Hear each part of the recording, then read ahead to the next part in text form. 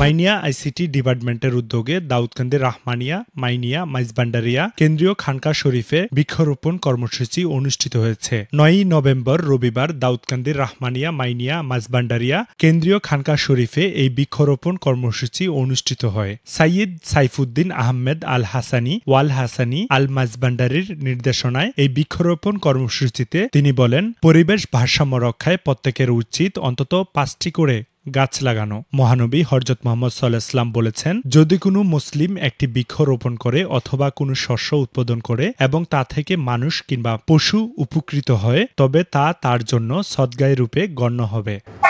Doctor Syed Saifuddin Ahmed মাইজভান্ডারির নির্দেশে Moinia ICT ডিপার্টমেন্টের পক্ষ থেকে আমরা আজকে বৃক্ষরোপণ কর্মসূচি পালন করলাম।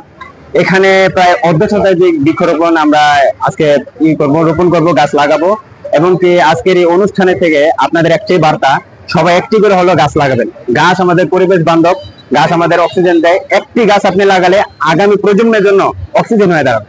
তাই আপনাদের কাছে সবার কাছে অনুরোধ, একটা হলে আপনারা গাছ লাগাবেন। এই সময় উপস্থিত ছিলেন দরবার শরীফের সম্মানিত খলিফা শাহ মোহাম্মদ আখতারুজ্জামান ভূঁইয়া মাইজভান্ডারি, খলিফা ডালি কামরুজ্জামান হারুন, খলিফা শাহ মোহাম্মদ রুহুল আমিন ভূঁইয়া চাঁদপুর মাইজভান্ডারি, মাইনিয়া যুব ফোরাম কেন্দ্রীয় কমিটির যুগ্ম সাধারণ সম্পাদক মোহাম্মদ দিদারুল হক রিমন, মাইনিয়া যুব ফোরাম কুমিল্লা জেলা সভাপতি মোহাম্মদ জাকির হোসেন মাস্টার, কুমিল্লা জেলার নেতৃবৃন্দ এবং আইসিটি ডিপার্টমেন্টের সদস্য মোহাম্মদ রিয়াদ আহমেদ, মোহাম্মদ মোমেন, মোহাম্মদ মাসুম, মোহাম্মদ ইকবাল, জান্নাতুল ফেরদৌস সাইমা সহ এবং অন্যান্য অতিথিবৃন্দ।